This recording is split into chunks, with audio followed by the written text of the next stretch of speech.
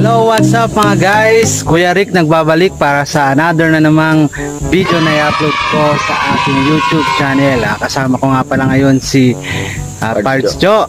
Ayan, si Parts Elmer Navarrete alias Boy Dimple. Ngayon, dalawa lang kami kasi si Kuya Jobert, ayun, knockout.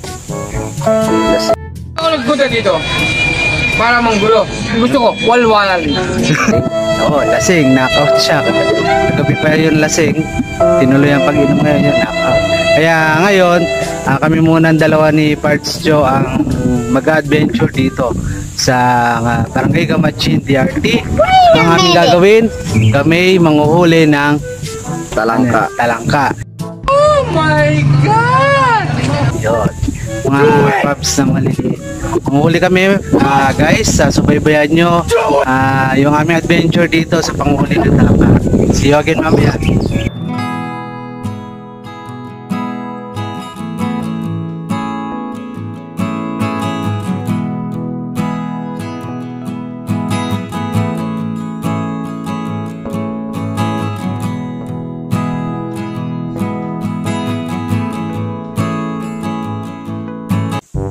Yun, mga guys, so dito na po tayo mag-i-start na manghuli ng talangka. So pag ganun po tayo, tara. Guys, nandito kami sa kalagitnaan ng kabundukan. Oh my God! Tilok, nakikita nyo naman.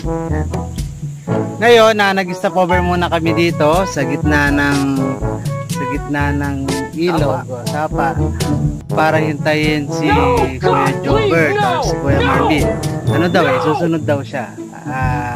Kaya nandito kami, pahinga muna. Hintayin namin siya dumating. So ayun, nakahuli na po tayo ng talangka. So ayun pa, hindi pa yun.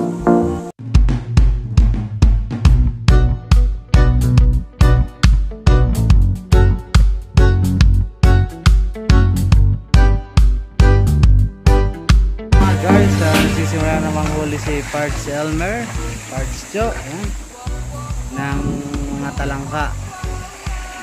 Nakakaano na rin kami siguro, mga 8 pieces.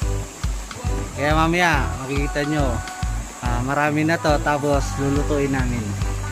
See you again mamaya.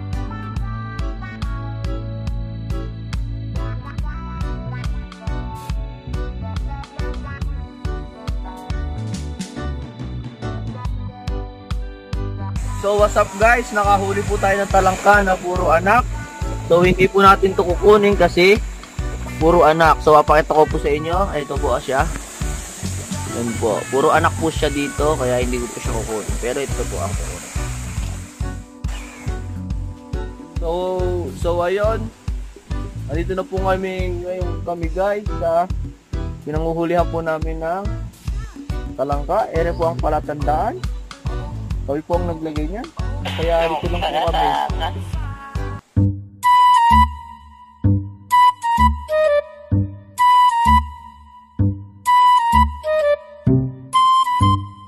Back to you guys. Ito na nga, nandito na kami ulit sa campsite ng Avalon Eco Farming Resort. Yan, yun nga yung mga nahuli namin. Look. Wow! Nakapagbanlaw na rin kami dito at ngayon pupunta na kami doon sa kubo para igayak yung lulutuin namin. Yan nga, yung talangka. Gagataan namin yan. Kaya, amazing! See you guys, abangan nyo mamaya yung aming cooking show naman. Sige. Guys, ayan yung mga nahuli namin. Oh. So wala pang santabo, ano? Wala pa isang tabo kasi medyo tinamad na kami. Si Kuya Jobert hindi sumunod. Dahil bangag pa, kaya kami na lang muna, then tinamad na nga rin kami. Pero ayan, at least kahit pa paano may huli kami. Kita nyo? Hindi naman kami na zero. Ulam natin mamaya. So let's do this. Gina ba? Binubuksan yung niyog. Ayan, dahil nga gagataan namin yung talangka tsaka yung suso, sabay-sabayan na para isang lutuan na. Ayan, ginagayak. Ako naman, ito may ginagawa. yan, nag-iiwa na ako ng sibuyas, bawang, tsaka luya para sa pag-isa ng talangka. Kaya guys, babalik kami mamaya para makita nyo kung paano ko niluluto yung talangkang ginataan.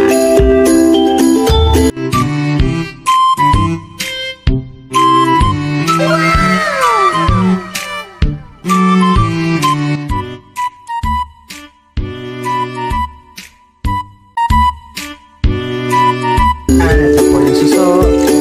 Nalis na yung dulo ng buntot, ng shell, para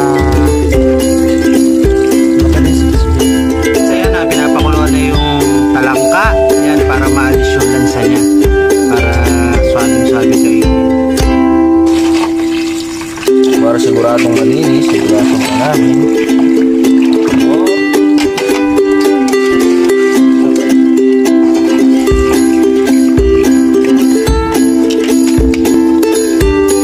Ayan, nagigisa nyo na po yung bawang, sibuyas. Susunod nyo naman po is yung ito nga po, yung luya para pampalis talaga ng lansa yan. Sayin nyo lang po kapag mabango na siya, pwede nyo yan. Susunod natin yung suso.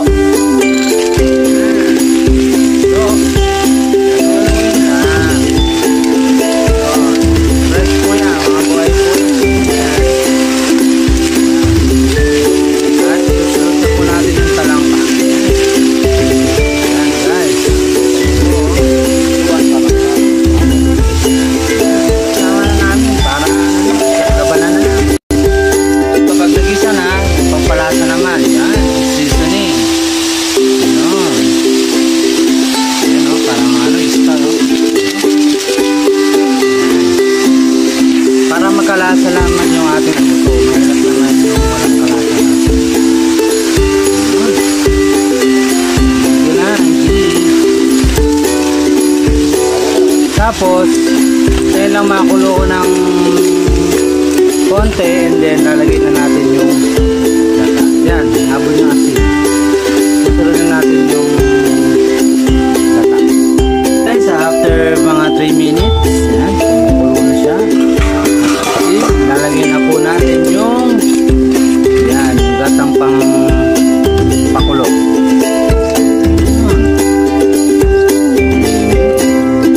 Hintayin po natin siya kumulo na kumulo hanggang sa kumonti na lang. Then after nun, yung kakang gata na ilalagay natin para mas malas. Guys, ayan, nakikita nyo kumukulo na siya. Yan, creamy. So creamy kasi dalawang gata yan, kaya hindi tinipid sa gata. Ayan. Guys, ayan, nakita nyo kumukulo na po. Ngayon po ay lalagay na po yung kakang gata. Yan, puro po yan, puro. Yan na po yung mas magpapakreamy sa ating lutuin.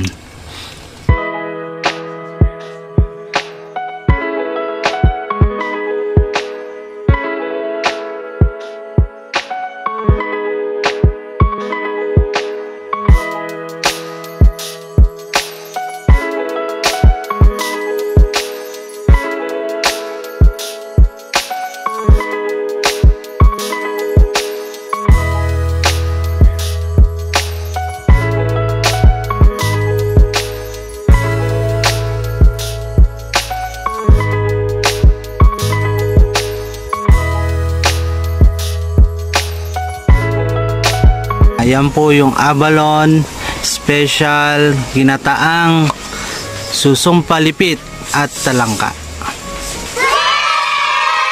Okay guys, Kuya Rick nagbabalik. Ito sa update ng ating video kanina sa ating nilulutong ginataang susong palipit at talangka. Yun. Abalone special po yan. Ngayon, ito nga po, yun nga yung finished product namin. Nakita nyo naman kanina. Amazing! Yan, tinitira na po. Tinitira na po ni Kuya Larry na siyang owner nitong Avalon Eco Farm and Resort. Kaya po sa lahat po ng nais mamasyal, magpabook sa Avalon Eco Farm and Resort, paghahanda po namin kayo ng masasarap na pagkain. Yan, isa na nga yan sa aming special, yung susong palipit, ginataang susong palipit with talangka. Yan, isa sa special namin yan. Yan po yung mga hinahain namin dito sa Avalon Eco Farm and Resort. Kaya po sa lahat po ng gustong mag overnight stay dito sa amin, chat nyo lang po, magpabook lang po kayo sa Avalon Eco Farm and Resort Facebook page. Yan. Tapos 100 pesos na po ang entrance fee, overnight fee. Yan. Tapos sa barangay fee, 100 pesos. Kasama na po yun sa tour guide. And sa food, meron na po sa food 170 pesos per head. Lunch or dinner or breakfast, conforme po sa sa gusto nyo. Advance booking po yan. Para po sa lahat, ini-invite ko po kayo na try nyo po na mag-stay dito sa Avalon Eco Farm and Resort. Hindi kayo papabayaan ng mga nagkagwapuhang staff ng Avalon. Oh my God! Ng gwapong owner ng Avalon Eco Farm and Resort. Kaya po, sa lahat po ng hindi pa nakapag-subscribe, alam niyo na po, subscribe na po kayo, hit the notification button para lagi kayong updated sa mga videos and na-upload ko.